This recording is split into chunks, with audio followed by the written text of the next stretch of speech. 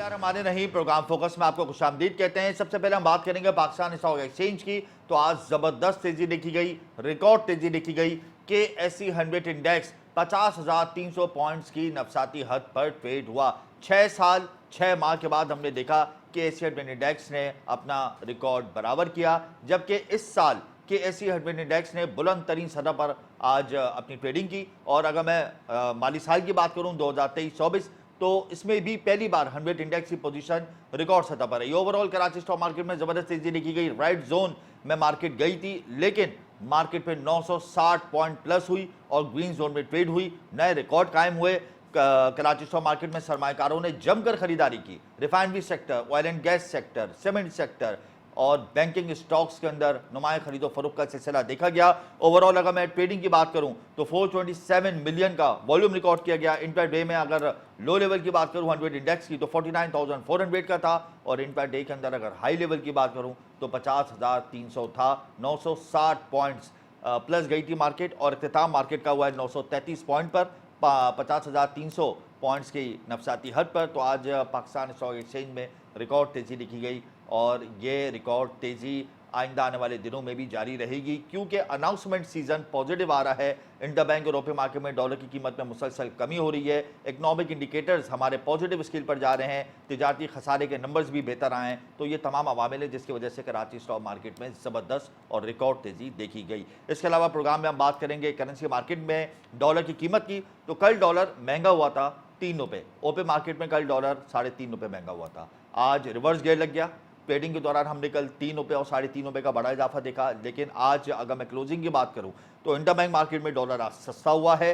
280 रुपये 29 पैसे से गिरकर 278 रुपये 81 पैसे का हो गया, और ओपन मार्केट में डॉलर 281 रुपये से गिरकर 279 रुपये का हो गया। 1 रुपये 48 पैसे इंटरबैंक मार्केट में डॉलर सस्ता हुआ। ओपन मार्केट में डॉलर 2 रुपये सस्ता हुआ। बड़ी खुशाइन बात है, इंटरबैंक में चूंकि डॉलर की कीमत में कल इजाफा हुआ था, तो इस हवाले से ओपन मार्केट में भी डॉलर की कीमत में इजाफा हो गया। आज हमने देखा इंटरबैंक मार्केट में डॉलर फिर से सस्ता होना शुरू हुआ, और इसी का एक पॉजिटिव इम्पैक्ट ओपन मार्केट में आया, और ओपन मार्केट में भी डॉलर की कीमत में बड़ी कमी हो गई। इसके अलावा मैं बात करूंगा मुल्क भर में अद्वियात की कीमतों की। तो अद्वियात की कीमतों में एक अंदाजे के मुताबिक 100% से ज़ायद का इजाफा हो गया। मनमाना खुद साख्ता इजाफा क्यों हो रहा है, इसके पीछे कौन सी अवामिल है, ये किसी को नहीं पता, क्योंकि ड्वैप खामोश है। ड्रग रेगुलेटरी अथॉरिटी का काम है कि वो कीमतों का तयन करे। मुल्क भर में अद्वियात की कीमतें सरकार मुतय्यन करती है, लेकिन इस बार हम देख रहे हैं कि मैन्युफैक्चरर्स हों, डिस्ट्रीब्यूटर्स हों, होलसेलर्स हों, रिटेलर्स हों, सब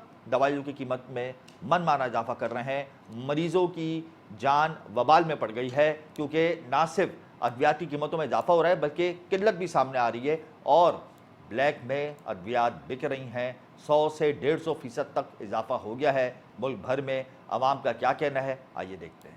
बड़ी कंपनीज हैं, उनसे तो कोई पूछने वाला नहीं है। उनका तो 100% से भी ज़्यादा इजाफा हो गया है। जो चलने वाली जितनी मेडिसिन है, ब्लड प्रेशर की, कोलेस्ट्रॉल की, शुगर की, रिस्पायरेटरी की, साइकेट्री की, जो रेगुलर यूज़ होती हैं, रोज़ पेशेंट को लेनी होती हैं वरना पेशेंट प्रॉब्लम में आ जाता है, वो तो 100% से ऊपर तक इजाफा हो चुका है।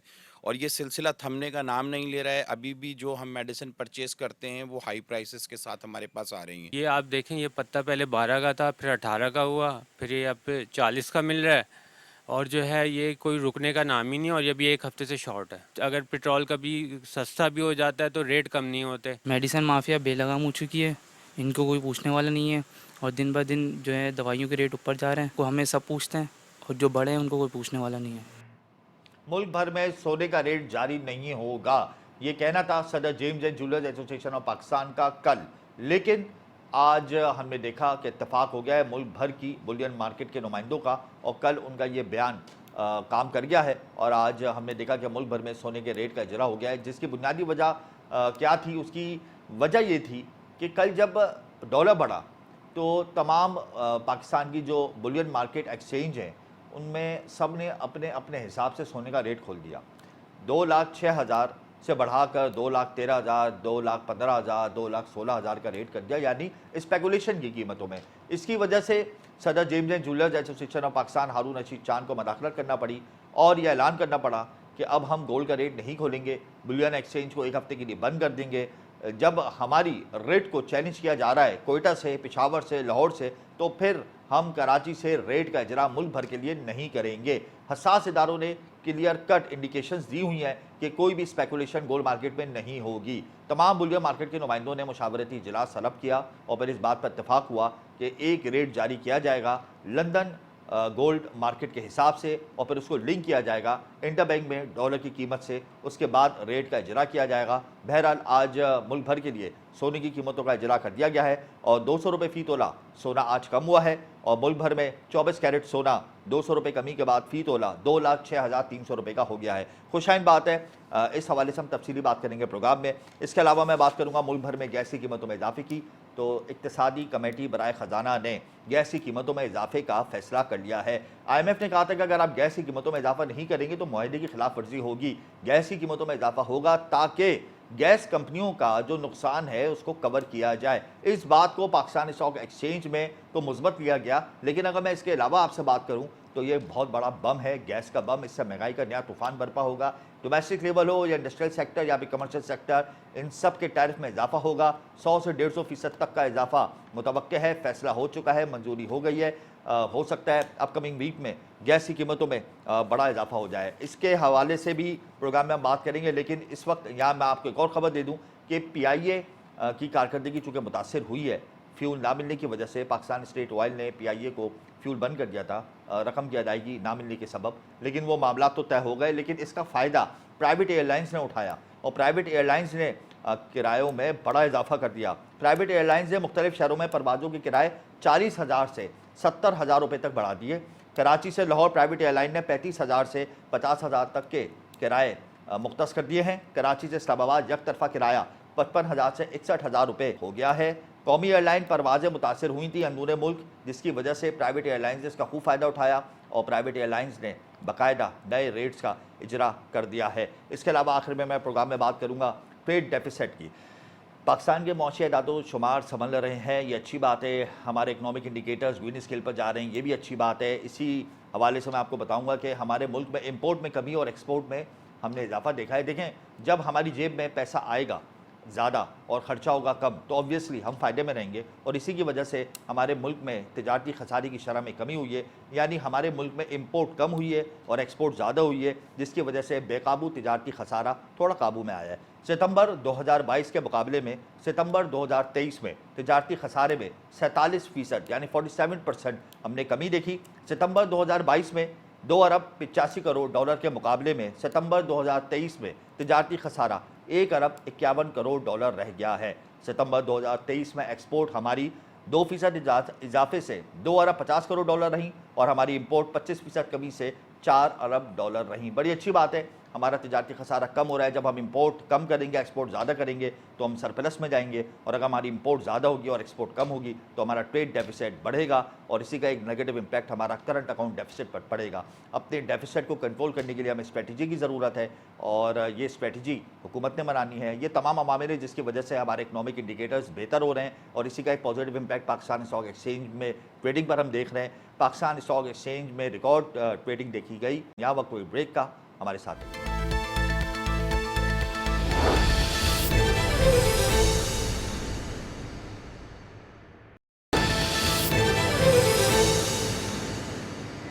Welcome back. इस वक्त हमें प्रोग्राम में ज्वाइन कर चुके हैं साबिक नायब सदर पाकिस्तान स्टॉक एक्सचेंज गनी उस्मान। इनसे हम जानेंगे कि पाकिस्तान स्टॉक एक्सचेंज में आज रिकॉर्ड तेजी देखी गई, क्या वजूहत थी और आइंदा आने वाले सेशंस को ये कहाँ देख रहे हैं। जी गनी साहब।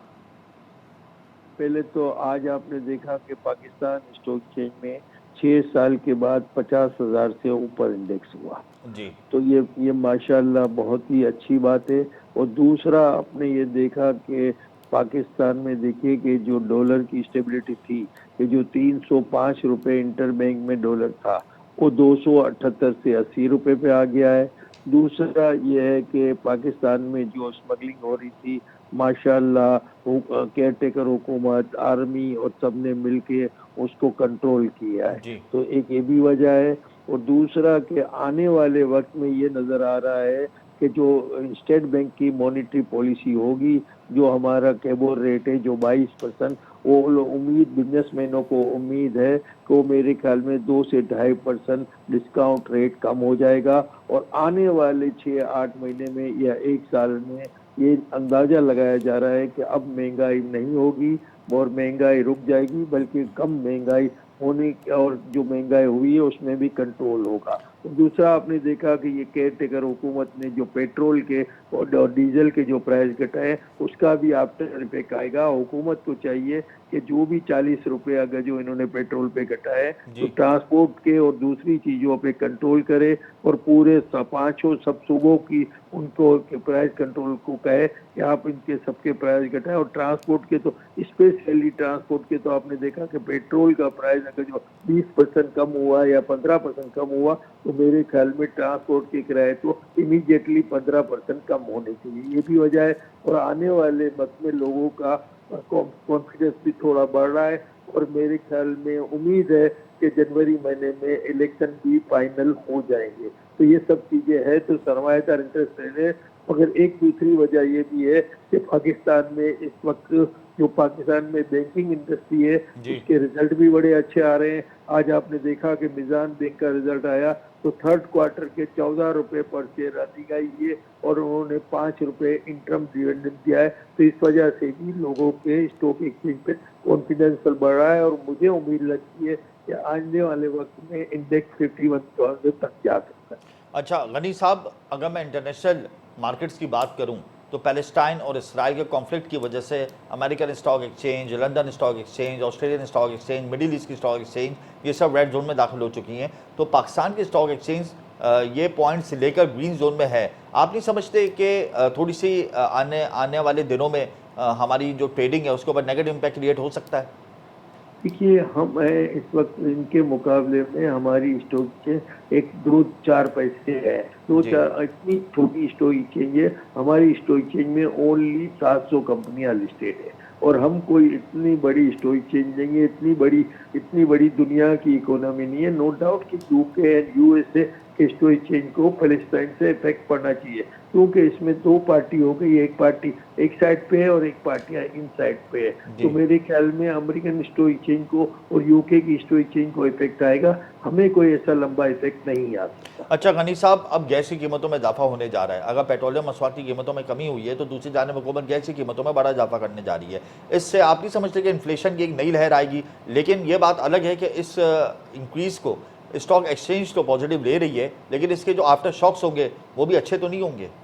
देखिए, इस वजह इससे इंडस्ट्रियल को नुकसान होगा जो इंडस्ट्री को गैस सप्लाई होती है। मगर अब ये देखेंगे पाकिस्तान में जो गैस है वो गैस की लोड शेडिंग आप देखते हैं कि घरों की भी गैस लोड शेडिंग होती है, इंडस्ट्री की भी लोड शेडिंग होती है। हमारे पास इतनी गैस सरप्लस नहीं है और मैं लोगों को कहता हूँ कि अब आप ये देखेंगे कि जो पहले एक जमाने में जो इन्होंने सीएनजी की और जो मेरे ख्याल में आने वाले वक्त में घरों में मेरे ख्याल में बिल्कुल गैस सप्लाई बंद हो जाएगी और वो एक गैस का मकसद है कि इंडस्ट्री के लिए गैस। अब गैस की प्राइस के बारे में आप जो कहे ये आईएमएफ की हमारी मजबूरी है। आईएमएफ के एग्रीमेंट में हमने बिल्कुल कमिटमेंट दिए हैं और बार बार ये कहते हैं कि वो कमिटमेंट आपको पूरे करने होंगे। तो नो डाउट कि इससे आफ्टर इफेक्ट आएगा। आपकी बात 100% वजह है कि इससे मेरे ख्याल में इन्फ्लेशन का थोड़ा इफेक्ट आएगा और आप देखते हैं कि कैबिनेट का कमेटी की जो मंडे को या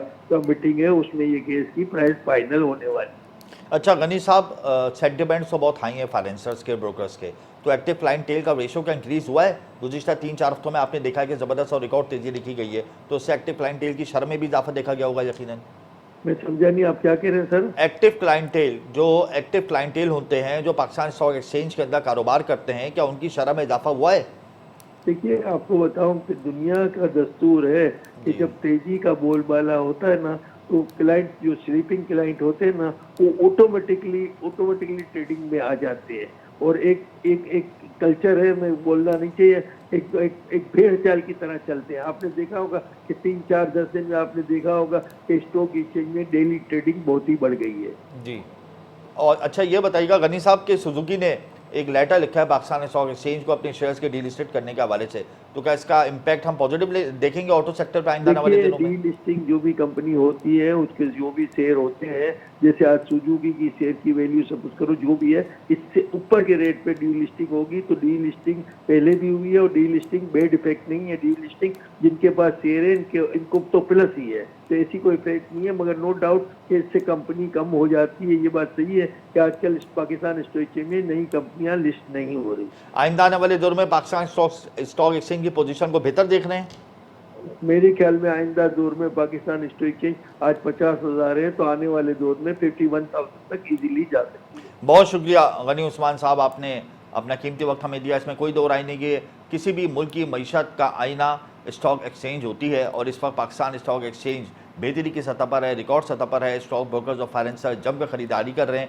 इसके बहुत सारे पॉइंट्स हैं, लेकिन सबसे अहम पॉइंट यह है कि आइंदा आने वाले दिनों में हो सकता है कि इंटरेस्ट रेट कम हो जाए और इसी को लेकर हम देख रहे हैं कि कराची स्टॉक मार्केट में रिकॉर्ड तेज़ी बरपा है। प्रोग्राम में हम गोल्ड प्राइसेस की बात करेंगे, लेकिन यहाँ वक्त हुआ एक ब्रेक का। हमारे साथ रहिएगा।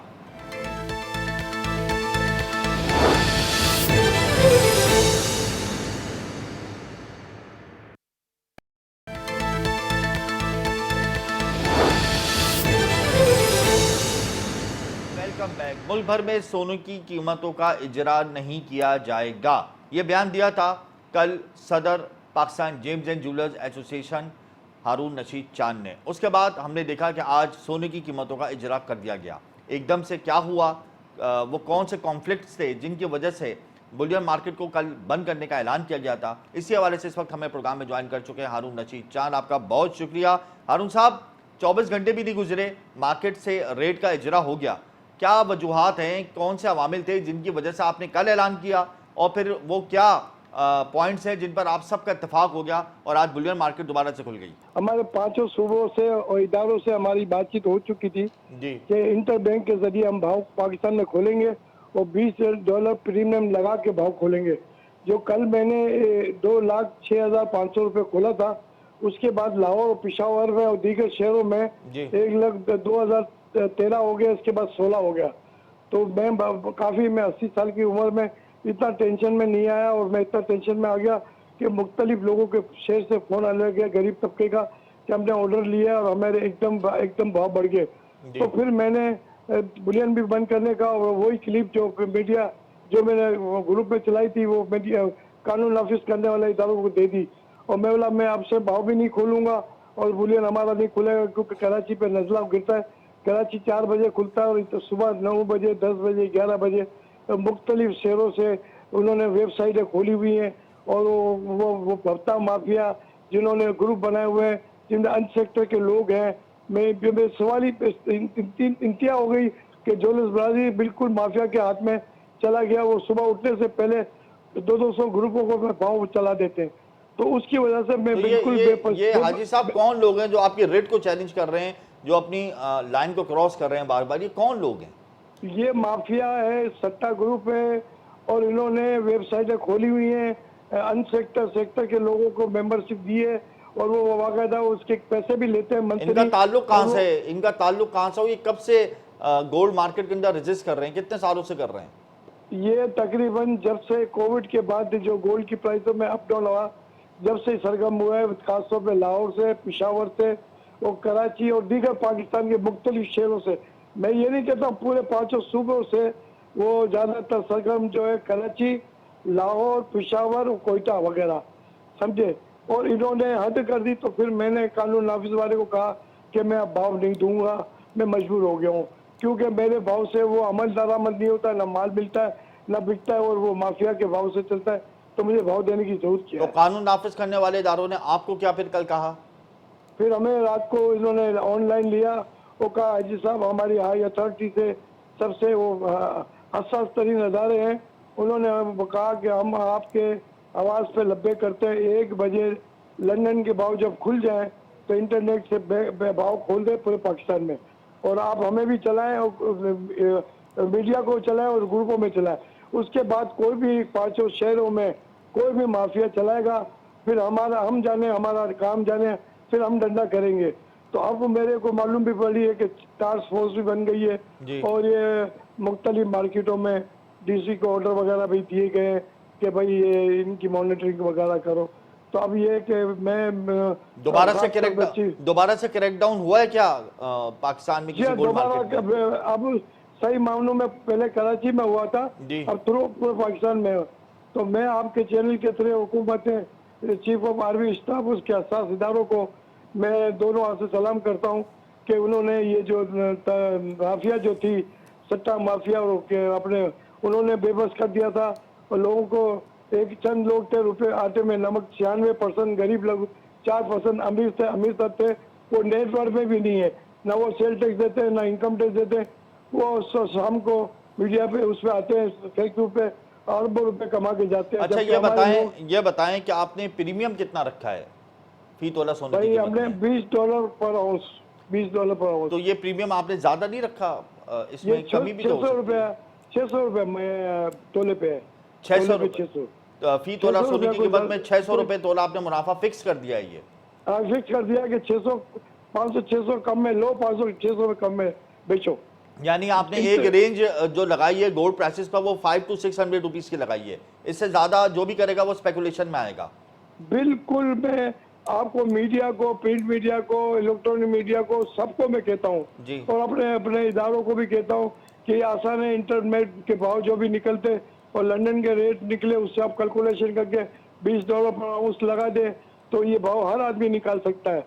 और वो हम मीडिया, प्रिंट मीडिया को देंगे, इसी भाव को सब मीडिया भी कबूल करेगी, ट्रेड भी लोग करेंगे। कानूनी नाफिज करने वाले हसास इदारे एक नहीं है, कई इदारे वो मेरे रास्ते में है। उन्होंने कहा है कि हम आप भाव चलाएं, बाकी आप कोई मैसेज नहीं चलाएं, बाकी काम हमारा है, हम जाने हमारा काम जाने। अच्छा, आखिर तो में ये बता दें, कि वन विंडो के जरिए अब गोल्ड की कीमतों का तायुन किया जाएगा मुल्क भर में, वो आप ही करेंगे? जी हाँ, मेरी तरफ से 1 बजे रेट चलेगा, और मेरी तरफ से भी वो जो हकीकी रेट होगा, वो मेरी अपनी मनमानी नहीं, जो हकीकी रेट होगा वही जी। चलेगा, और वो पूरे 500 सूबों में चलेगा। इससे ये होगा सबका कि वो इत्तेफाक हो गया है इस हवाले से? सबका इत्तेफाक हो गया है? 5 सूबों से, लीडरों से इत्तेफाक हो गया जी। है। सब जो हमारे 5 सूबों के जो बड़े बड़े, उनसे इत्तेफाक हो गया। दूसरी बात, मैं आपको एक अच्छी बात कहना चाह रहा हूँ जी। कि इससे ये होगा कि पूरे 5 सूबों में एक रेट होगा, जी। ट्रांसलेट नहीं होगी सट्टा, यानी वो स्मगलिंग भी नहीं होगी, और मनी अपने सट्टा भी नहीं चलेगा, और एक जगह ठहर जाएगा, और गरीब की कुवत से बाहर, गरीब की कुवत में आएगा, छोटे लोगों को फायदा पहुंचेगा, बड़े लोगों का कदा कमा होगा। और मैं तो कहता हूँ कि आपके चैनल के जो कानून नाफिज करने वाले इदारे को मैं रिक्वेस्ट करूंगा कि वो माफिया आपको सब एक ग्रुपों में, सरगर्म में 2-2 हज़ार ग्रुप में बना के रखे जगह जगह, और उनको ट्रेस करें और उनको बेनकाब करें, ताकि स्टेट ये इंडस्ट्री को, जिस तरह आपने डॉलर में काबू कर लिया, इस तरह गोल्ड में काबू कर लोगे तो मुल्क हमारा अच्छी तरह चलेगा। बिल्कुल आप सही कह रहे हैं हाजी साहब, आपका बहुत शुक्रिया। इसमें कोई दो राय नहीं कि गोल्ड प्राइसेस में स्पेकुलेशन और मैनिपुलेशन बहुत हो रही थी, जिसकी वजह से गोल्ड की कीमतों में होशरुबा इजाफा हो गया था। घंटों के हिसाब से सट्टा चलाया जा रहा था। उसके बाद फिर अस्करी कुव्वतें मैदान में आई, इन्होंने ऑपरेशन किया, क्रैकडाउन किया। उसके बाद गोल्ड की कीमतें अब कंट्रोल में आई हैं। कल बुलियन मार्केट बंद हो गई थी, आज फिर से बुलियन मार्केट खुल गई है, और तमाम सूबों ने बुलियन मार्केट को इंटर बैंक रेट से मुंसलिक करने पर इत्तेफाक कर दिया है। प्रोग्राम में इस वक्त हम बात करेंगे इंडस्ट्रियल सेक्टर के सर्वाइवल की। गैस की कीमतों में मुसलसल इजाफे का सिलसिला तो जारी था ही, लेकिन अब हुकूमत IMF की ईमा पर गैस की कीमतों में होशरुबा इजाफा करने जा रही है। सरकारी जराये के मुताबिक 100 से 150% तक इजाफा हो सकता है। इंडस्ट्रियल सेक्टर हो, कमर्शियल सेक्टर हो या डोमेस्टिक सेक्टर हो, इस वक्त हिजानी कैफियत पर मुब्तला है। इसी हवाले से इस वक्त हमें प्रोग्राम में ज्वाइन कर चुके हैं तारिक यूसुफ, साबिक सदर कराची चैम्बर ऑफ कॉमर्स। बहुत शुक्रिया तारिक साहब, आपने अपने कीमती वक्त हमें दिया प्रोग्राम में। ये बता दें कि अब सर्वाइवल कैसे होगा? इंटरेस्ट रेट तो कम होने की बातें हो रही हैं, लेकिन दूसरी तरफ अगर गैस की प्राइसेस इंक्रीज कर दें और वो भी ना मिले तो ऑर्डर्स एक्सपोर्ट के कैसे फुलफिल होंगे? इस वक्त पोजीशन ये है कि गैस के मुतालिक कीमतों के इजाफे की जो इशारे आ रहे हैं, उसमें क्या डेफिनेटली फाइनली क्या चार्ज होगा जी। तो कॉमन कमेटी के जो इंटरेस्ट होगा मिनिस्ट्री का, उसके बाद ही पता लगेगा। लेकिन बहरहाल इसको, इस बात को मलूज़ खातिर रखना होगा कि अगर गैस की कीमतों में जो इस तरह से रिपोर्ट हो रहा है, अगर उस लेवल पर इजाफा किया गया तो यकीनन हमारी कम्पिटिटिवनेस जो है वो बड़ी मुश्किल हो जाएगी, और हम शायद अपनी मार्केट शेयर जो है एक्सपोर्ट का वो लूज कर देंगे। बड़ी मुश्किलों से हमारे लार्ज मैन्युफैक्चरिंग स्केल्स के नंबर थोड़े बेहतर हुए हैं। अगर गैस की प्राइसेस इंक्रीज हो जाती हैं तो आप समझते हैं कि बड़ी सनतों की तरक्की की रफ्तार फिर से सुस्त रवि का शिकार हो जाएगी? सर्टेनली, मगर मैं अभी तक एक बात ये कहना चाह रहा हूँ आपसे कि किस लेवल पर इंक्रीज होता है, that has to be seen. अगर हम बिल फर्ज महाल अगर हम 100% भी लगा लें, कम से कम 100% भी लगा लें, बिल फर्ज महाल एक एज्यूम कर लेते हैं हम, अगर 100% domestic level, commercial sector, industrial sector की भी मुखालफत की सब्सिडी की IMF ने, तो ऑब्वियसली इम्पैक्ट तो नेगेटिव आएगा ही, चाहे इजाफा कितना भी हो, इम्पैक्ट तो नेगेटिव आना ही है ना। बात कर रहे हैं 100% की कर रहे हैं, 100% इज अ मेजर इंक्रीज, ये कोई मामूली इंक्रीज नहीं है। बिल्कुल, 1 के 2 कहते हैं इसको जी। तो आई थिंक ये ऐसा नहीं हो सकता। बिल फर्ज महाल एज्यूम कर रहा हूं मैं। अगर दुगने हो जाएं या ढाई गुने हो जाएं तो फिर अगर हमारी कॉम्पिटिटिवनेस रहेगी, जैसे मैंने पहले आपसे कहा, तो ठीक है, हो सकता है मार्केट लूज करते हैं इस स्ट्रक्चर पे। अच्छा, ये बता दें कि सर्वाइवल हमारा कैसे मुमकिन होगा, हुकूमत को कौन से स्टेप्स उठाने होंगे, अगर गैस प्राइसेस इंक्रीज हो भी जाती हैं तो कौन से ऐसे सेक्टर्स हैं जिन पर हमने रिलीफ लेना होगा ताकि हम अपने एक्सपोर्ट ऑर्डर्स को फुलफिल कर सकें? देखिए, या तो फिर ये है ना कि कोई इंडस्ट्रियल पैकेज जो है, अगर वो गैस की आपकी कंडीशंस हैं और आपको उसको एम्प्लॉय करना है तो फिर आपको इंडस्ट्रियल पैकेज लाना पड़ेगा, कोई रिबेट की स्कीम लानी पड़ेगी, कोई इंसेंटिव लाना पड़ेगा जो कि कॉस्ट इफेक्टिव हो सके एक तरह से। अगर हम कॉस्ट इफेक्टिव मेजर नहीं लेंगे और ये एक इंक्रीज जो है वो एज इट इज हम कहें कि जी with all this you compete, तो मेरा ख्याल ये है कि वो एक मुश्किल सूरत हाल है। अगर एक्सपोर्ट जारी रखनी है तो कोई ना कोई दूसरी राह निकालनी पड़ेगी, IMF के कंडीशनैलिटीज को मीट करते हुए। उसके बाद भी हमें कोई डॉलर वैल्यू में या रिबेट्स में या रिफंड जो हमारे रेमिटेंस आती है एक्सपोर्ट की, उसके ऊपर कोई सूरत हाल जो है वो स्टडी करनी पड़ेगी। अदरवाइज आई एम श्योर कि अगर दुगने गैस के प्राइसेस हो गए और कराची में बिल्कुल तो 3 रुपए और बिजली बढ़ाने की बात हो रही है तो ये तो फिर नेवर एंडिंग स्टोरी हो जाएगी और शायद इसका फिर लोकल मार्केट पे भी बहुत नेगेटिव असर आएगा। अच्छा, आखिर में मुझे ये बता दें कि गुज़िश्ता हुकूमत ने बजट पे जब पेश किया था तो एक एक्सपोर्ट कमेटी बनाई थी, काउंसिल बनाई थी, जो एक्सपोर्टर्स के मसाइल को हल करने के लिए बनाई गई थी। वो कमेटी कहाँ है? क्या आपकी उनसे कोई मुलाकात हुई है, कोई ख़त किताबत हुई है? हमें तो वो नज़र नहीं आई। नहीं, हमारे यहाँ जब प्राइम मिनिस्टर प्राइम मिनिस्टर जनाब साहब तशरीफ लाए थे तो उन्होंने एक हमारे प्रॉब्लम्स की रेजोल्यूशन की कमेटी कराची चैम्बर के साथ बनाई थी जी। और उसके नतीजे में ये है कि हम हर दो हफ्ते या महीने में बैठ के जो हम day to day problems face करते हैं, जो इरप्ट हो रहे होते हैं, उनकी सोल्यूशन की तरफ इंडिविजुअल लेवल्स की प्रॉब्लम नहीं, बजट स्पीच में भी ऐलान किया गया था ना एक एक्सपोर्ट कमेटी का। जब साबिक वफाकी वजीर खजाना इसहाक डार ने बजट पेश किया था तो एक एक्सपोर्ट कमेटी का ऐलान किया था। तो आप बहुत आप 2 साल पुरानी बात कर रहे हैं। जी, ये जो अभी लास्ट जो बजट पेश हुआ है इसमें इसहाक डार ने ऐलान किया था कि हम एक एक्सपोर्ट फैसिलिटेशन कमेटी बना रहे हैं ताकि बिजनेस कम्युनिटी को फ़ायदा पहुंच सके एक्सपोर्ट के हवाले से। तो वो कमेटी से क्या आपकी कोई खतों किताबत हुई? कहाँ है वो? हमें तो नज़र नहीं आ रही वो कमेटी। क्या आपके मेरा ख्याल है कि वो एक्टिव नहीं हुई है, जहाँ तक मेरा इल्म है जी, वो कमेटी शायद एक्टिव नहीं हुई है। एक्टिव नहीं हुई है, यानी आप ये समझ रहे हैं कि हम इस साल अगर हुई होती तो मुझे एक्सपोर्टर्स की तरफ से कोई ना कोई फीडबैक ये आता है जी कि जी this is going to make ease for us and this is going to make difficulty for us. Okay, इस किस्म की कोई इन्फॉर्मेशन नहीं है। अच्छा, आखिर में ये बता दें तारिक साहब, अगर हालात ऐसे ही रहे तो हम अपना टारगेट मिस कर जाएंगे एक्सपोर्ट का? मैं फिर आपसे रिपीट करूंगा अपनी बात, कितना महंगा होता है, कितना सब्सिडाइज किया जाता है, कितना एडजस्ट किया जाता है, गवर्नमेंट को ये सारे एंगल सामने रखने पड़ेंगे। उसके बाद ही कोई हतमी बात कही जा सकती है कि एक्सपोर्ट टारगेट बड़ा आसान है। आप ये देखिए, डॉलर जो है गवर्नमेंट के इंतजामी अमल की वजह से जी 30 रुपए तकरीबन गिर गया जी। तो खाली इंतजामी अमल था, उसमें कोई इकोनॉमिक पॉलिसी नहीं थी। Only the plugging of the leakage की वजह से ही सिस्टम आ गया। तो अगर इस किस्म के इंतजाम यहाँ पर कोई इकोनॉमिक फ्रंट पे भी किए जाएं तो मैं समझता हूँ कि कोई वजह नहीं है कि हमारे मुल्क से एक्सपोर्ट ना बढ़ सके। बहुत शुक्रिया तारिक यूसुफ साहब, एडमिनिस्ट्रेटिव मेजर्स लेंगे तो एक्सपोर्ट टारगेट भी अचीव करेंगे, एक्सपोर्ट की शरह में भी इजाफा होगा, इकोनॉमिक इंडिकेटर्स भी बेहतर होंगे। और इसकी सबसे बड़ी मिसाल डॉलर की कीमत की है। इसमें कोई दो राय नहीं कि एडमिनिस्ट्रेटिव मेजर्स लिए इदारों ने और पाकिस्तान में बेहतरी आना शुरू हो गई। मुआशी अशारिये दुरुस्त सिमत की जानिब गामजन हैं। मुझे और मेरी टीम को इजाज़त दीजिए। प्रोग्राम का वक्त ख़त्म होता है, कल फिर हाजिर होंगे। अल्लाह हाफ़िज़।